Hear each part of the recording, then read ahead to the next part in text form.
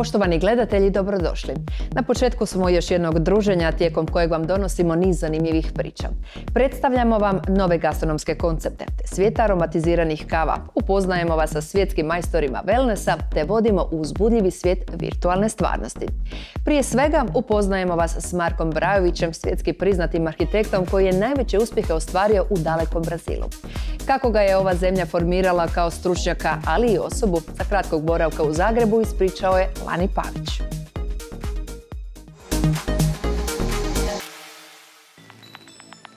Na nedavno održanim danima Orisa, smotri domaćih i svjetskih arhitekata, koja se na godišnjoj razini održava u Zagrebu, jedan od sugovornika bio je Marko Brajović, rovinješ talijansko-crnogorskog podrijetla, koji je stekao svjetsku slavu i priznanje među kolegama arhitektima, posebno onima u Brazilu gdje godinama živi i radi. Studirao je u Italiji, postdiplomski studij pohađao u Španjolskoj, boravio je u Japanu, no tek se u dalekoj Južnoj Americi osjetio kao kod kuće koju gdje god pošao nosi u sebi. Naše djetinjstvo je izvor inspiracije, vječni, ne? To je nešto što se ponavlja, što se svo vrijeme motivira i svo vrijeme ostaje u vama uvijek znatiželjno dijete. I dok to znatiželjno dijete u vama postoji, kreativnost je beskrajna.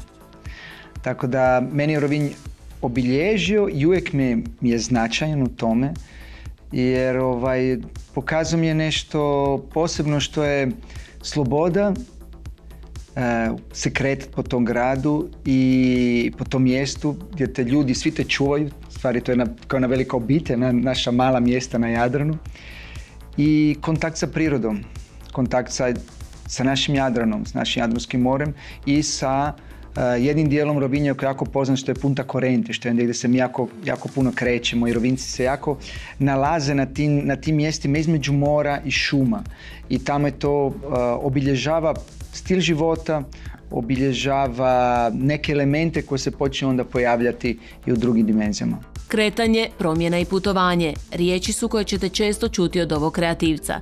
No zbog čega su mu one tako važne? Mijenjati kulturne i ekološke sisteme u kojima živim i jezike koje učim su mi uvijek pridonijeli razvoju ideja, stresirali su neke ideje, neke koncepte, neke prekoncepte. Sve to neki flow, to neko putovanje moldira pogled na svijet. I sve to stvar nekako pogleda na svijet. S koje točke gledišta gledamo svijet i ovu planetu i kako se razvija i koje su mogućnosti razvijanja. Znači, mijenjanje točka gledišta je ono što mi svo vrijeme me makne sa komfortne zone i me postavi na teritorij gdje je taj pejzaž pogleda na svijet bistriji. A bistriji pogled na svijet dobio i dolaskom u Brazil, zemlju velikih kontrasta, ali i silnih mogućnosti. Brazil je jedna zemlja koja je izuzetno dinamična, izuzetno je brza, svo vrijeme se pretvara, transformira i ta transformacija me jako začala. Moj background i druga mjesta u kojima sam živio, ljepota je uvijek bila definirana parametrima kulture, ne. Znači, u Veneciji sam proveo tih 10 godina, u Barceloni i u Japanu. Kultura definira koncepte estetske u kojima se krećem, znači od arhitekture do dizajna, ali sve to dosta statično kad se pojavi neka dinamika kao recimo Latinska Amerika gdje ta ljepota ne postoji u tim parametrima, ali onda sam vidio da ljepota postoji u konstantnoj transformaciji nego u jednoj statičnoj ljepoti. Fascinacija Brazilom rezultirala je time da upravo Brajović bude arhitekt koji je ovu zemlju predstavljao na Expu. No reći će kako njegova uspjeha ne bi bilo bez cijelog kolektiva stručnjaka s kojima radi, ali i ljudi koji su mu pružili gostoprimstvo, među ostalim i amazonskih plemena. Osjetio sam se kući kad sam se spojio sa tim nekim malo finim dimenzijama, suptilnim dimenzijama u prirodi, pogotovo po Amazoni, po kojoj se dosta krećem. Mene jako zanima s jedne strane tehnologija i sa druge strane, što nije druga strana, sa iste strane je priroda. Priroda je najveća tehnologija koja postoji. Priroda je dizajn od 3,8 bilijuna godina i to je dizajn koji funkcionira na takvom tehnološkom nivou koje s druge strane indijska plemena shvaćaju. Znači kad ja pričam o indijskim plemenima, pričamo o jako velikim tehnolozima prirode koji znaju pročitati tu tehnologiju i znaju prenesti eventualno tu tehnologiju u neke druge prakse koje mi možemo također naručiti. Kad se to spoji sa digitalnom tehnologijom koja može simulirati organske sisteme i sa naukom i sa našim načinom života u gradovima koji je u momentu transformacije, evolucije, koliko to izgleda različito, mi pričamo iste stvari. Upravo ovaj spoj tehnologije čovjeka, grada i prirode Brajović drži kao rješenje koje bi volio vidjeti u Zagrebu oštećenom potresom.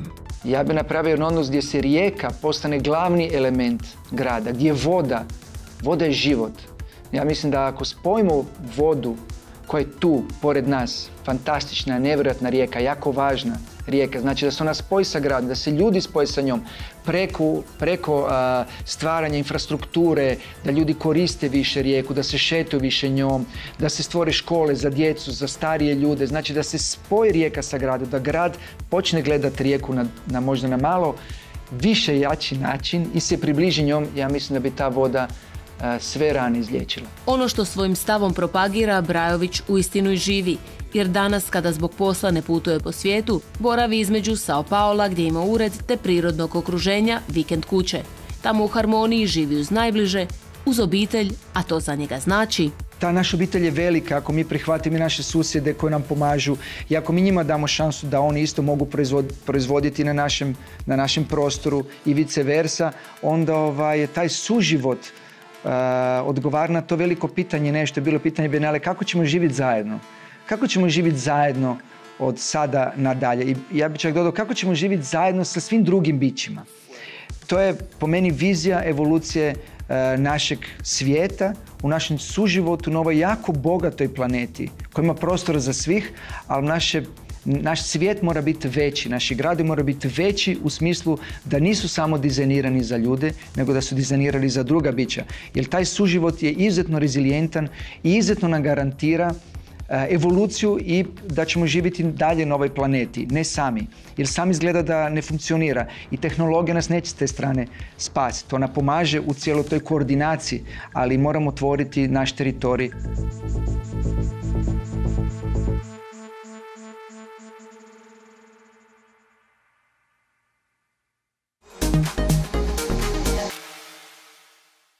Šalica dobre kave za mnoge je pravi životni užitak. Rene Bakalović približit će nam kave aromatizirane destilatima te inovacije koje na tom polju stvaraju naši profesionalci.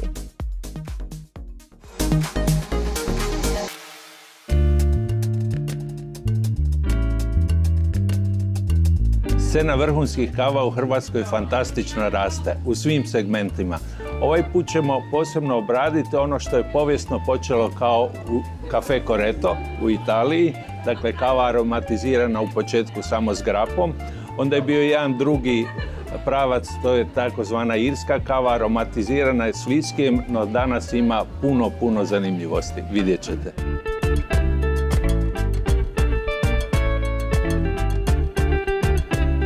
Kod nas se priča razvila trenutno recimo u 3 smjera.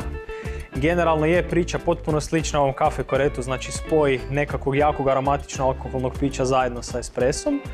Postoji opcija prva koja je vezana bez alkohola sa tonikom, znači posebnim tonikom kojeg smo tražili specifično da ima što manje gorčine u sebi, budući da je kava već samo po sebi prirodom gorka, bolje paše nekakva slatka komponenta. Specifičan jedan tonik podlogom bazge, dosta slatkih nota ima u sebi prisutnih, tako da je idealan spoj sa jednom malo ovako tamnijom, žešćom kavom, ajmo reći malo je u kroti, malo je u blaži. Za ljubitelje moćnih destiliranih aroma dvije su zanimljive zamisli. Jedna je vezana na jedan specifičan rum podrijetlom iz Venezuele koji je izrazito sladak, tamni stil ruma koji je destilat čiste, dakle melase, onog gustog tamnog smeđeg šećera. Naravno za ovako klasičan pristup postoji opcija spoja sa viskijem. Dakle, jedan vrlo kvalitetan bourbon viski u spoju sa kavom. Daje također ovako jednu zanimljivu kombinaciju, sličniju recimo tom Irish Coffee bez ovog slađeg dijela komponente šlaga. Mi smo tražili što slađi baš sam bourbon koji bi se dobro slagao sa samom kavom da na kraju to bude ovako jedno zanimljivo piće. Trenutno je to još uvijek više vezano na stranu publiku, dakle na goste iz inozemstva. Kod nas, čak u ovom dijelu Europe, nije to toliko još, ajmo reći, razvikano, rašireno. No zato je odmah domaće sljedbenike privukao najzanimljiviji trend eksperimentiranja poveznice kave s destilatima, očuvati punu aromu plemenitih destilata bez učešća alkohola u krajnjoj kreaciji. Znamo da alkohol malo loše utječe na naše radne, okretne momente, onda smo skužili da bi mogli ipak ljudima dati nekakav alkohol, da ne bi ljudima skratili užitak. A znamo da kod nas u Hrvatskoj, znači, a dobro i svugdje u svijetu tako, ljudi vole spojiti sa kavom nešto što je spojivo, a to je alkohol.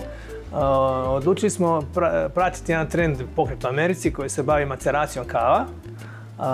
Što to znači? Znači u bačvice od hrasta, znači prethodno ih natopimo sa nekim kvalitetnim, dobrim alkoholnim pićem i nakon nekog određenog vremena, kada alkohol ispari i kada okusi i arome, znači u ovom slučaju šećeri, znači enzimatični spojevi koji uđu unutra u drvo, u te male lamelice, onda smo odlučili tu ubaciti sirovu kavu koja će na sebi povući poslije konačno sve te arome i okuse koji su bili u tom piću i na taj način smo dobili da zapravo vi možete uživati u nekoj kavi koja ima sve ono što vama miriši i sve ono što ima dobre okuse iz tog nekog alkoholnog pića, ali nema alkohol. Robert je pojednostavio složen, prilično dugotrajan i ne baš jeftin proces kako nas ne bi zamarao stručnom tehnologijom. Zanimanje raste jer se Robertov tim nije zaustavio na bourbonu. Tražili smo pića koja su enzimatična, koja su slatka, šećerna, koja su molastasta, znači koja imaju u sebi sve moguće prirodne šećere. Jedna full eksplozija aroma i okusa koja će zapravo nadjačati originalne arome i okuse koje se nalaze u samom piću, jer ono što implementirate u kavu, znači kava će daleko više izbaciti. A kad otvorite kavu koja je macerirana u bačvi gdje je prethodno bio taj bourbon, zamirisat će cijela prostorija, cijela soba, skoro tako reći cijela kuća. Naš prvenac je bio bourbon koji smo iskoristili kao sigurnu opciju, a onda smo se već htjeli malo poigrati i uzeti nešto od alkoholnih pića što nije toliko šećerno, što nije toliko enzimatično. I onda smo mislili šta bi to moglo biti, nismo htjeli ovaj treći pokušaj koji je bio rum, nego nešto drugo između i onda smo rekli ok, to bi moglo biti džin kao popularno piće, trendsettersko u zadnje vrijeme, ali mi smo u ovom slučaju uzeli jedan domaći craft džin koji je malo drugačiji od svih drugih, dobili smo trpkosti iz trava koje se koriste u tom džinu. Tako da je to piće recimo našlo svoje poklonike i ljudi koji žele piti, koji vole piti džin, oni uživaju u toj kavi. Male količine macerirane kave doslovce su razgrabljene. Postoje čak i predbilježbe za nove količine. Sama kava unutra koju stavljamo su najvrednije kave što se mogu naći. Znači u svijetu kave to su etiopijske kave. Znači uglavnom njih maceriramo, znači dosta su tvrde i neće propustiti u sebe znači, tanine iz bačve tek tako lako, nego samo arome iz pića. Ovi trendovi inicirani u Sjedinjenim Državama u početku su se slijedili, sada se nadograđuju sasvim originalnim zamislima.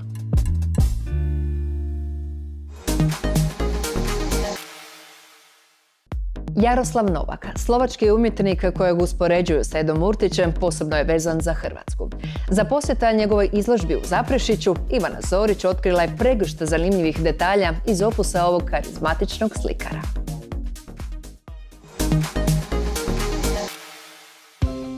Kada ste posljednji put imali priliku razgledati radove nekog slovačkog umjetnika? Upravo nas je znatiželja odvela do muzeja Matije Skurjenija kako bismo posjetili izložbu Jaroslava Novaka.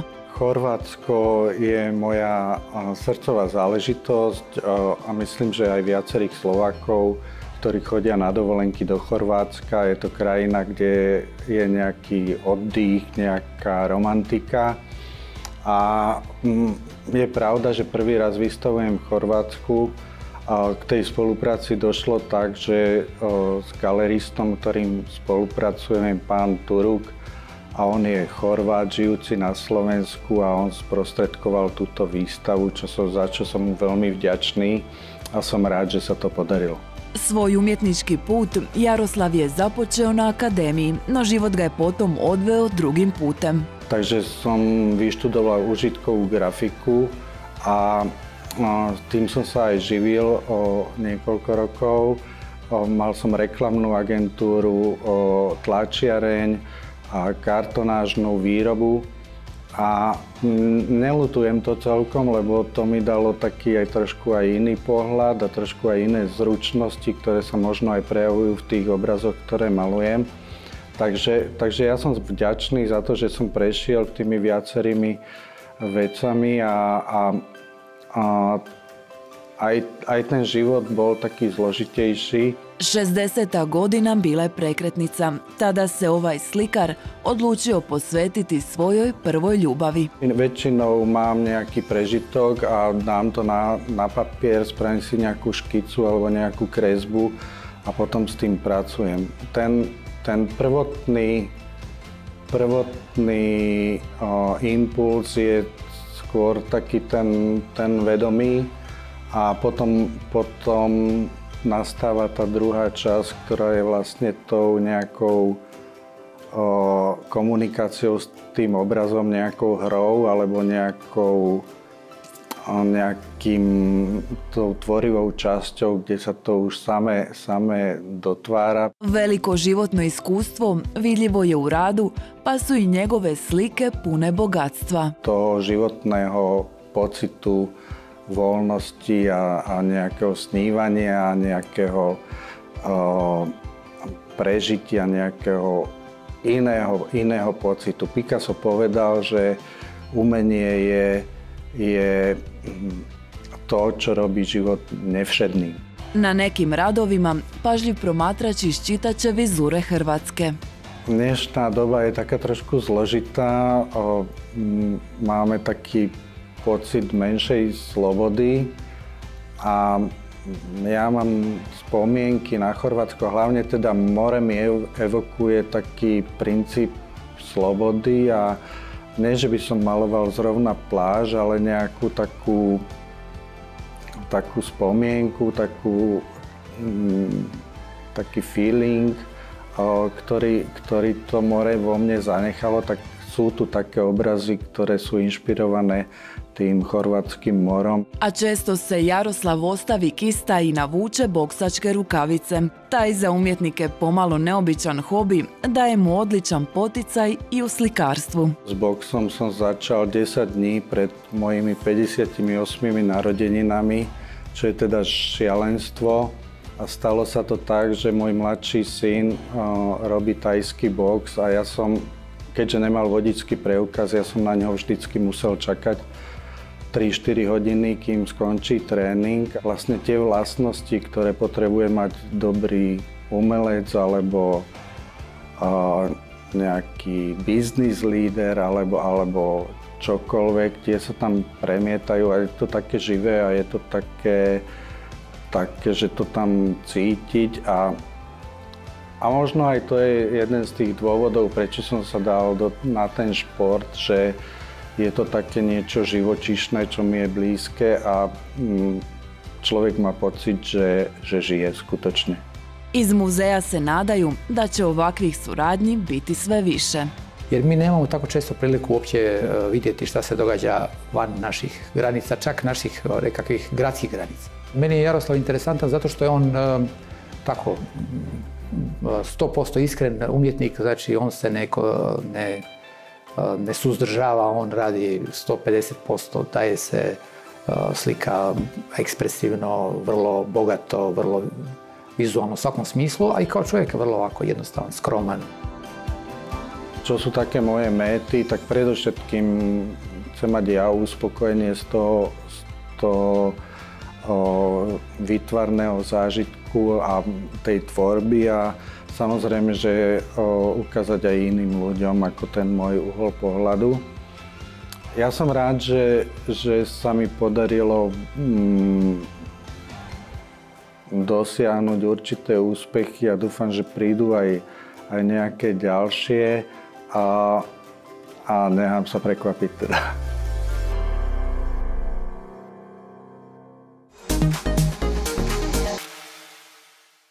Virtualna stvarnost u posljednje vrijeme sve važnije polje u koje ulažu i najvažnije tehnološke kompanije. I Hrvatska ima svog ozbiljnog igrača na međunarodnoj sceni. Darijan Škarica i njegov tim dočarali su Robinu Antoloviću neslučajne mogućnosti ovog fascinantnog područja.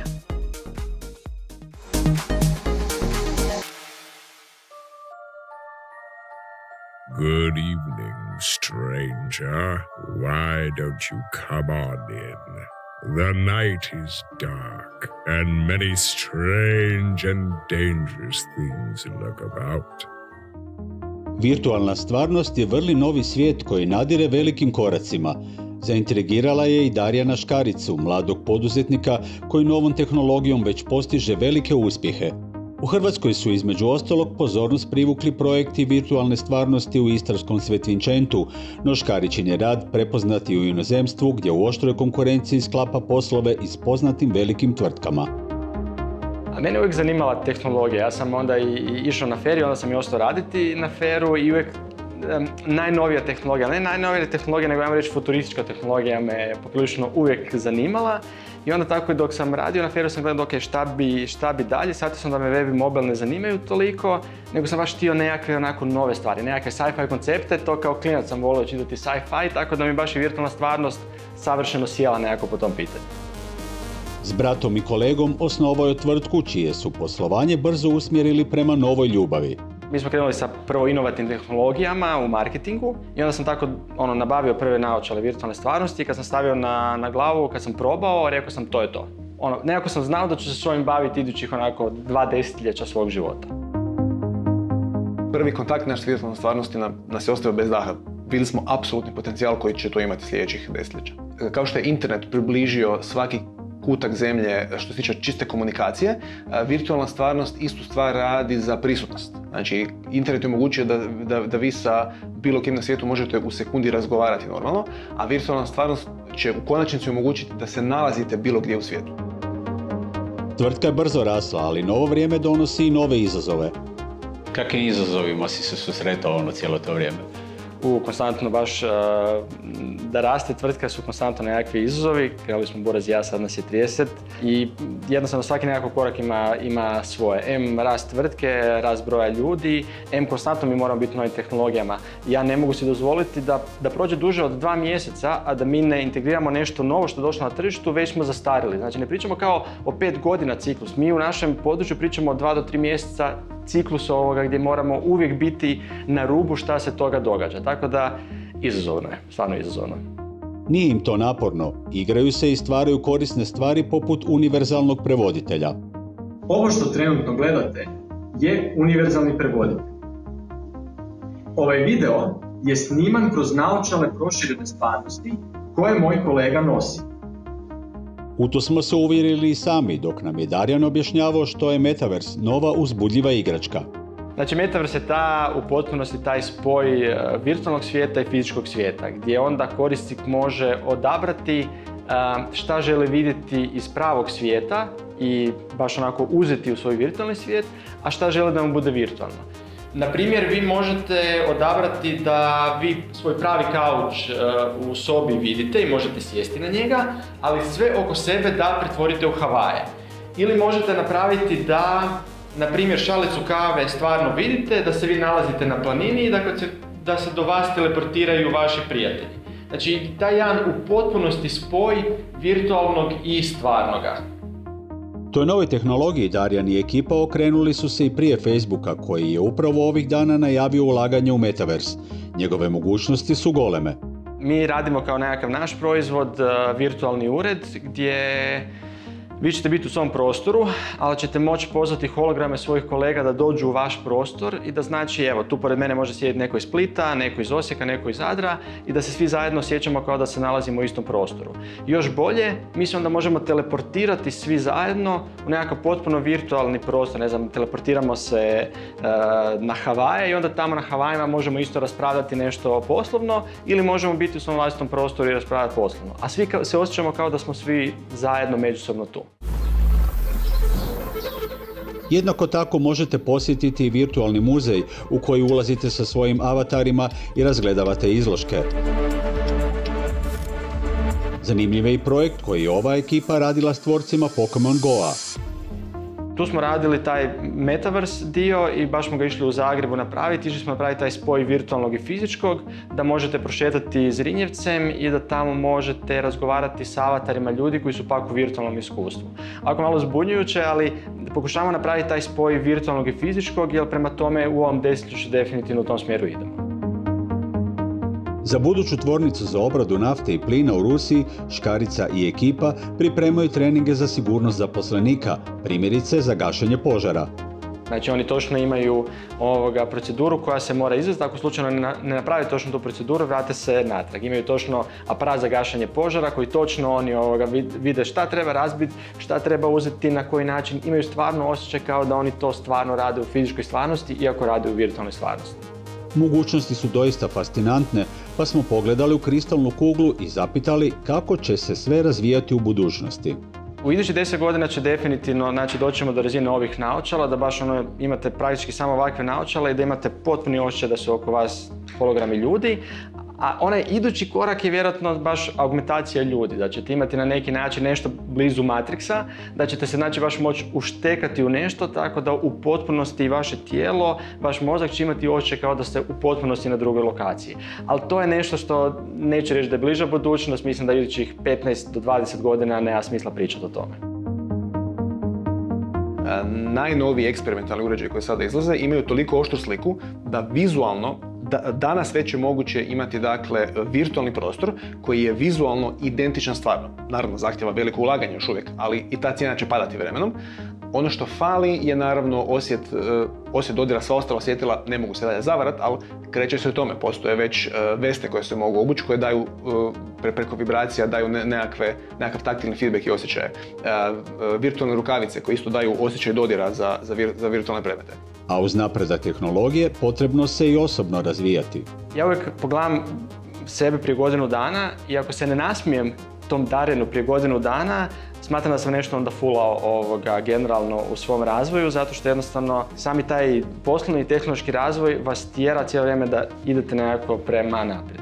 Uz pogled naprijed nestrpljivo očekujemo što će nam tehnologija donijeti u budućnosti.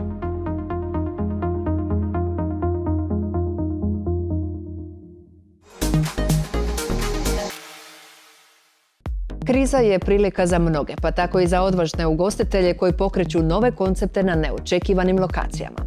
Rene Bakalović u razgovoru s Davorom Bienenfildom otkriva zašto je hrabrost ključan element modernog ugostiteljstva.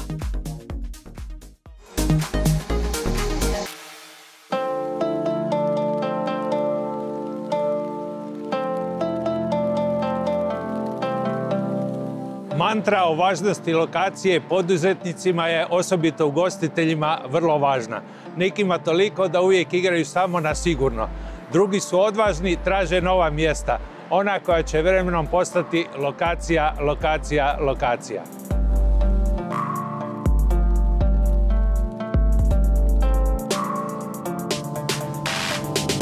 Ja sam dijete centra grada, objašnjava mi Davor Bienenfeld. U centru je živio, radio, otvarao poslovne prostore. Potres i pandemija promijenili su strategiju. Poslovica kaže, poduzetnima je kriza uvijek prigoda.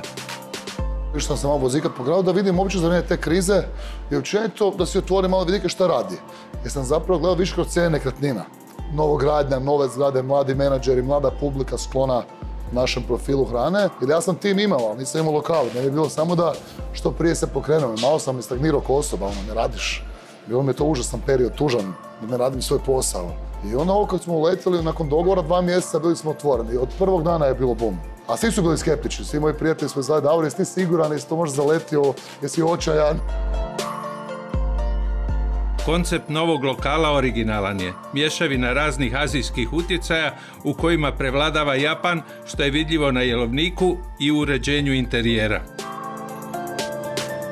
Nisam htio taj noćni clubbing, to se sve desilo. Onda sam u novi lokali išao, ajmo raditi ono što sam izvorno htio. A izvorno smo se želili baviti hranom. Japanskom hranom. Čak ne toliko azijskom, više japanskom i više hranom. Manje pijenjem. Niža cijena za istu kvalitetu, da je ipak pristupačnije. Da radimo malo više sa volumenom, da je stalno mingle u lokalu. I to je tako je ispalo. Bilo je mene strah, naravno. Kog ne bi bilo. Tada je bilo za nas ugostitelje pakao. suši bio taj, samo smo htjeli malo plemeniti, malo uljepšati. To uvijek radimo tako i onako. I onda smo ovdje odlučili ispraviti jednu grešku iz onog starog lokala, da se vežemo na formate. To sam učio od Zume i od tih top lokala po vani. Zapravo da ne radimo, da ne bauljamo sa 100 vrsta jela, nego da radimo suši, da radimo te domburije. Domburiji su, to je zdjela, riža i sad gore ili neki poke, ili neko meso, ili šta god to bilo, ala kung pao sa svinjetinom. I da radimo te naše banove. Ban je japansko pecivo, na pari dignuto i dalje opet sa svinjetinom, kozicom, šta god. I onda imamo ta 3 formata uz par salata i da je to. Pošto je ovdje kuhinja puno manja nego u starom lokalu, da budemo precizni. To je isto ispalo super. Arnold je tek nekoliko mjeseci u Hrvatskoj, a već je zavrijedio mnogo pohvala. Spojio je staru školu u tehnikama kuhanja s nekim vrlo originalnim idejama. U Hrvatsku je stigao s Maldiva. Yeah, I was in Maldives as a chef de cuisine in Italian brand, which is I'm handling Umami Kitchen. It's a Japanese and Pan-Asian. It's a mix of Asian and Japanese. Trying to make a fusion in some kind of dishes. However, we are trying to adapt what is the trend now. For example, now the one that I create here, which is I see it's most selling now, is tacos. It's kind of mixed Mexican and Japanese way. So I'm quite happy about the income and the feedback of the customers that I'm getting. So for me, it's a nice dish. So it's a nice compliment to everyone. I'm receiving this nice compliments for this dish. So I think it's a nice combination of flavors. In terms of the flavors, you have the Mexican thing, you have the Japanese thing. So I think it's a nice dish that everybody like it. Iako su zamisli originalne i novi gost se prvi put susreće s njima, ponuda je pregledna, ne izaziva dvojbe ni zabune. Jasno izražen format šta prodajemo, po kojoj cijeni, da se nema zabune kad dođeš. Jako dobar start je bio, tu smo imali puno sreće, sigurno. Naravno da neke stvari jednostavno ili imaš sreće, nemaš da pogodiš. Pogodili smo puno više nego što sam očekivao. Inovativnost je uvijek bila važna komponenta ugostiteljstva, sada više nego ikada. Dokaze ne moramo tražiti po svijetu, dovoljno je pratiti nove uspješne u Hrvatskoj.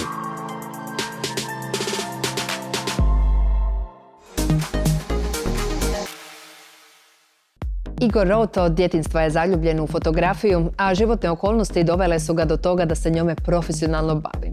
Da je moguće spojiti ljubav i posao, dokazuju i njegovi klijenti, a u sve se uvjerila i Iva Šarić.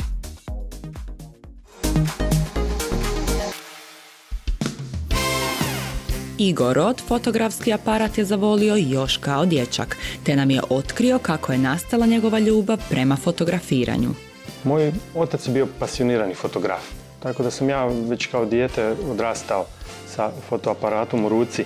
Uglavnom su to bili tada naravno analogni aparati na analogne filmove i bio sam okružen fotografijama, filmovima, dijapozitivima od malih nogu i tada sam se zarazio sa fotografijom. Počelo je sve kao hobi, a danas je to već, mogli bi reći, ozbiljan posao. Pa od djetinjstva, pa onda i kroz mladost je to apsolutno bio hobi, zapravo nekakva ljubav ili čisto zadovoljstvo. Ne mogu reći da nije ni danas, no međutim, kada sam prije 10 godina to pretvorio zapravo nekakav posao, odnosno došao na poziciju u najveću europsku fotokompaniju, onda sam tu nekakvu ljubav i strast pretočio zapravo i u posao. I moram priznati da mi je utoliko bilo lakše raditi današnji posao, jer kad radite nešto s ljubavlju, odnosno imate nekakvu emociju prema tome, onda ste i uspješni utoliko i lakše vam je.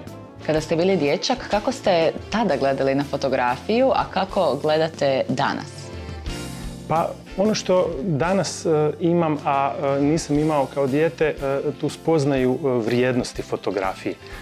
Kao djetetu to mi je više bila nekakva igra, zgodan način igranja ili zgodan hobi. Nekada prije je fotografija zaista imala neku vrijednost za nas, a danas fotografije okidamo svakodnevno, ali ih ne izrađujemo. Bilo je nekoliko naime transformacija u svijetu fotografije.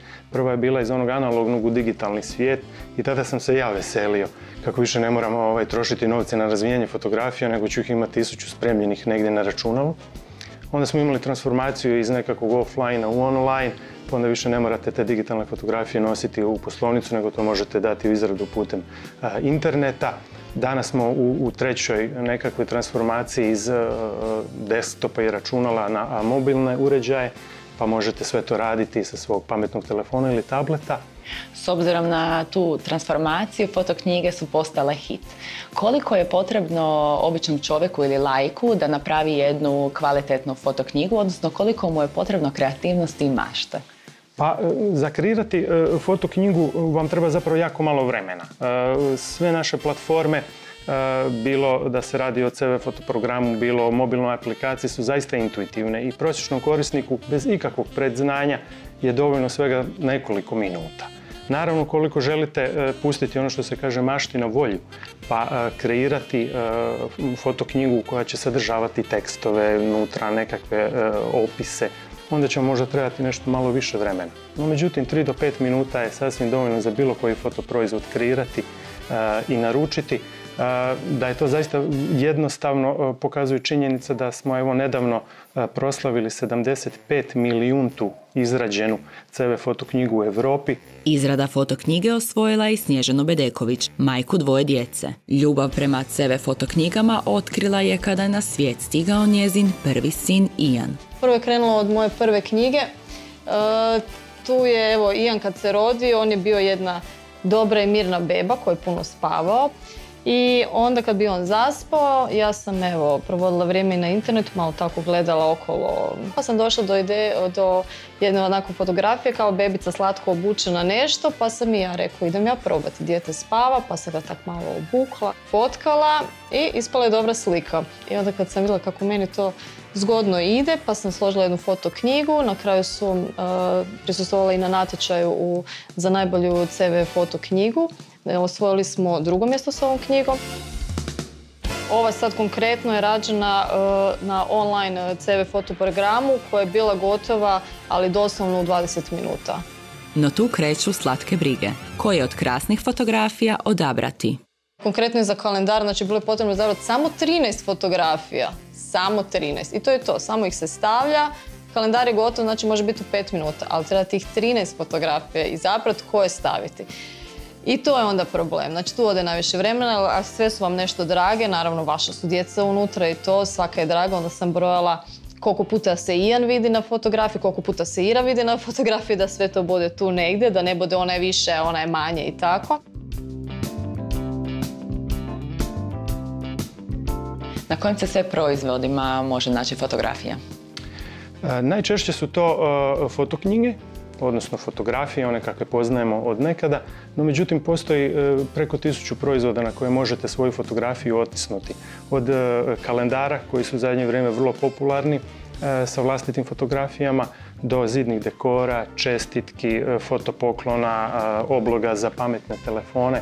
Zaista, znači, jako puno u našem asortimanu postoji proizvoda s kojima se možete igrati i na taj način sačuvati svoje uspomene ne samo u tom nekakvom klasičnom obliku, nego i u vrlo kreativnom. Pa to može biti šalica sa vašom fotografijom ili bilo koji fotopoklon koji je u našoj ponudi. Što god odabrali, ovi proizvodi bit će idealan božićni poklon za vaše najmilije.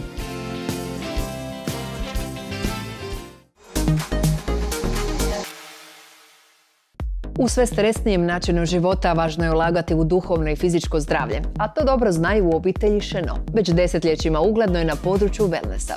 Za nedavnog posjeta Hrvatskoj, Dominique Šeno otkrila je tajnu uspjeha Ivani Zorić.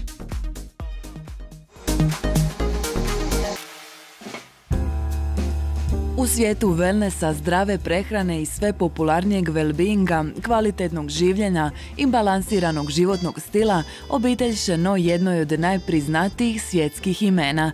Za to je zaslužna Dominique, koja je zajedno s pokojnim suprugom osmislila po mnogočemu specifičnu wellness priču. It's more than 40 years and we begin with my husband in the detox, and in the time detox was a word nobody knows. Today is used for everything, but the detox was it was the concept of Šeno, where we develop the detox first of all without food, to change the food, you cannot detox. So I work personally on the food, and I care personally all the aesthetic treatment, because I was a teacher in aesthetic in Paris. And my husband has done the Chinese medicine and biology, and he care all the other part. A sve to zajedno dovelo ih je do novog smjera u spa industriji kojim postižu potpuni balans duha i tijela. It's using the bath. We put in the bath also essential oil. And this one helps with the difference of temperature. It helps also with the product we use, the stimulation of the blood and the lymph drainage. After that, we go in a place to put all over the body application of products with seaweeds and essential oil, and that gives really a big difference. And you have the preventive medicine based on the Chinese medicine. It is a treatment, a bioenergetic treatment.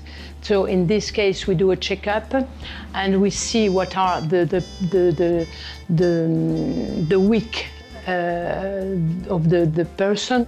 Dominik je posebno sretna što će svoje principe rada napokon moći primjenjivati na ovim prostorima, odnosno u Crnoj Gori, u jednom od najluksuznijih europskih hotela, čiji su predstavnici oduševljeni ovom suradnjom. Zaista radimo na tom spa produktu i zbog toga imamo 4000 kvadrata wellnessa sa 29 soba za tretmane, medicinski tim sa doktorima, nutricionistima, medicinskim sestrama. Jer uobičajeni i površan pristup prema wellness programima odavno je prestao biti dovoljan. Posebice u tom segmentu u kojem mi radimo ultra luxury segmentu, naši gosti su vidjeli i probali sve. I oni traže nešto više. A posebice sad u ovom vremenu, ljudi su postali malo više svjesni potrebe, imaju višu potrebu da se brinu malo više o svom zdravlju, da razmišljaju o sebi malo više nego što su možda do sad. I upravo sad je zaista savršen moment gdje mi dolazimo sa našim medicinskim wellnessom koji se bavi upravo tim. Znači imamo i poseban program prehrane, znači Šeno prehranu, koja je dosta rigorozna, zaista predivna i prefina, ali samo 850 kalorija dnevno, kroz 7 dana. Ali, znači, taj cijeli nekakav aspekt preporoda koji se desi našim gostima, i to se vidno desi nakon 7 dana, je nešto što je zaista specifično. Tomislav se u takvom načinu prehrane okušao i sam. Treći dan je bilo jako teško. Upozorili su me na glavobolje koje ljudi imaju, uključujući i mene. Ali ukupan efekt za mene osobno je bio fenomenalan, osim nekakvog gubitka težine koji mi je bio izniman bonus, što nije poanta cijelog programa, poanta je detoks. Ali mislim da se nisam nikad osjećao nakon tjedan dana bolje nakon nečega od onda. Oni još hrabriji, kojima dnevni meni baziran na 850 kalorija nije dovoljan izazov, uskočit će u kriokomoru. Naši sportaši sigurno će znati zašto su kriokomore odlične, gdje naše goste malo ohladimo na minus 110 stupnjeva. I moram reći da je to isto jedan vrlo specifičan tretman koji je isto zaista tražen i zaista efektan. A da je cjelokupan, inovativni, neobičan pristup obitelji Šeno efektan, svjedoči vedar duh te mladolik izgled gospođe Dominik, koja uistinu živi sve ono o čemu priča. It's very important because it's when you feel bad, you know what it means feeling good. It's using the faculty of the body and your mind in the best way. Because feeling good is when you are in balance with your mind and your body, I think. I feel good. A to je ono što je u konačnici jedino i bitno.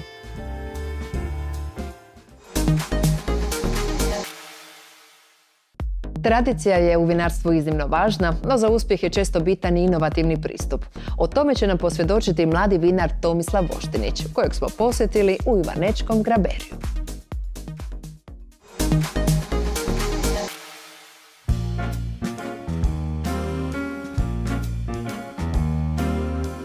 Daleko od gradske buke i svakodnevnog stresa, okružena vinogradima i voćnjacima, vinarija Voštinić-Klasnić podsjetila nas je na vrijednosti prirodnih ljepota i mira, a sve to uz čašicu vrhunskog vina. Nalazimo se na brdu iznad Ivanić grada, gdje ste nekadašnju klet pretvorili u modernu vinariju. Vjerujem da put nije bio baš jednostavan. Pa nije bio jednostavan, da, obzirom da sam 4. generacija koja se bavi ovim, ali prva koja je to, ja bih rekao, podigla na neku profesionalnu ili višu razinu. Zapravo je sve išlo svojim tijekom i ja bih se rekao da sam ponosan na to zato što smo prošli apsolutno sve faze odrastanja u ovom vinskom svijetu, doslovno od vina iz vrča do prve rifuze, prve litre i evo danas do 7 etiketa vrhunskog vina. A ovdje 90% sorti je škrlet, dakle naša autohtona sorta. Osim škrleta imamo muškat žuti, nešto malo graševine i šardonea i imamo u Dalmaciji u zakupu još 4 crne sorte. Vinarija se zove Voštinić-Klasnić. Zašto 2 prezimena? Ja sam Voštinić, a djed koji je pokojan i baka je danas živa su se prezivali Klasnić. I onda iz te neke ljubavi, jer deda me zapravo ovdje nekako privolio da dođem, sam iz te nekakvog poštovanja ostavio prezime Klasnić. Kad ste preuzeli vinariju, kakva vam je bila vizija? Pa da budem iskren, tad nisam imao neku viziju, jer sam bio mlad, pun energije, ambiciozan jako, puno nemira je bilo u meni, a obzirom da se ovdje nalazim u prirodi, mogu sam taj višak energije, ja bih rekao, utrošiti u prekrasne stvari, znači posvetiti se vinogradima, radu, što fizičkom, što nekakvom u podrumu, zapravo baš, ja bih rekao, svoju neku ekspresiju izraziti kroz vina. Na početcima kad smo radili neka vina za koje fakat su se desila, sam znao sanjati vino i vinograd, tu ću ovo, tu ću ovo, i iskreiram ga u glavi i ajmo. Imam 2 prekrasna enologa s kojima radim od kad sam ja došao ovdje, zapravo smo već i partneri u jednu ruku i koji to poprate i sa stručne strane, zapravo ja bih rekao malo me usmjere da ja ne odem u neku svoju divljinu i dešavaju se stvarno prekrasna vina, ali evo to mi je užitak, jako puno dajem samog sebe u to na van, što ponekad ostavi prazninu neku, jer se moraš dati na van sebe, jer ako ne daš sebe, ako ideš samo sa vinom kao gotovim proizvodom, po meni je to onda prazno s druge strane. Dobio sam bocu vina, a kad nekom daš vino, natočiš vino, poslužiš i daš dio sebe kroz to, za mene je to nekako cjelovita priča gdje čovjeku možeš dočarati tu energiju vina i što si zapravo brao, kako si vinificirao, samu doživljaj vina i senzaciju krajnjeg potrošača vina. Senzaciju svakako doživljava svaki potrošač koji kuša škrlet, jednu od najređih autohtonih sorti. Posebna je zato što je prva zapravo zaštićena i certificiran je sadni materijal. Dakle, ja bih rekao i kažem da nam je priroda podijelila takav dar, zapravo prirodni resurs koji nije dostupan nigdje u svijetu i sa ogromnim potencijalom, to je i dokazano i na znanstvenoj razini. Imamo 7 mladih doktora koji su odradili doktorske dizertacije baš na škrletu, što je predivno. Dakle, imamo podršku znanosti, imamo nas proizvođače koji smo udruženi, a rezultati na svjetskoj vinskoj sceni pokazuju zapravo potencijal sorte, koji je ogroman. I evo, samim tim nekako i sebe smatram pionirom koji je zapravo pokazao među prvima, ja bih rekao, širinu, što se sve može dobiti, kakav stil vina od škrleta. Pa napravili smo zapravo sad ove godine 7 stilski različitih etiketa i stileva vina od sorte škrlet. Dakle, od redovnog pjenušca, klasična metoda od škrleta, do, evo, tu je najstariji nasad škrleta u cijeloj regiji. Da, zapravo nekakva predrasuda je bila o škrletu da ako ga staviš u barik bačvu da ćeš ubiti tu njegovu nježnost. Jer je on izuzetno nježna sorta, mekan, samo sebi sličan i specifičan je baš po tom. I zapravo mu je to vrlina. I onda kad ga staviš u drvo bila je predrasuda da će zapravo izgubiti tu nježnost, da će promijeniti karakteristiku. I stavili smo, naravno da sam se igrao opet odabir drveta, koje šta, i dobili smo prekrasno vino. Čujem da ste počeli izvoziti i u Ameriku. Kako je do toga došlo? Da, pa evo, ljudi su bili ovdje u vinariji i kušali su sortu i bilo im je to oduševljenje jer je nešto novo, nikad viđeno. Onda kad je pokazao kartu svijeta, kaže raste samo ovdje, a ljudima u svijetu je interesantno u zadnje vrijeme piti nešto što nije dostupno svima. I kad su otkrili potencijal sorte, zapravo tako su se odlučili za vina. Koji su vam planovi za budućnost? Održavati postojeće, što stvarno imate što održavati, ili imate nešto novo u planu? Pa zapravo evo, održavati ovo postojeće. I ove godine smo otvorili gore i bazen i nekako smiriti tu priču. Dakle, davati ljudima još više sebe na mirniji način, uživati u tom što imam i evo, eventualno ovo što radimo već i sad, smještajne objekte, imamo sad nekakvih 16 ležajeva po tim kućicama usred vinograda.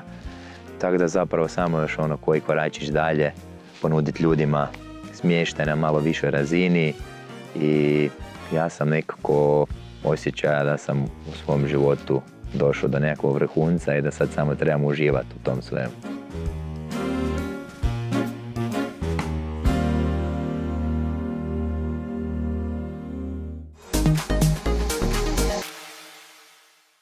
Priča za pričom i sat vremena brzo prođe. Šaljemo vam veliki pozdrav do naše nove emisije sljedećeg tjedna.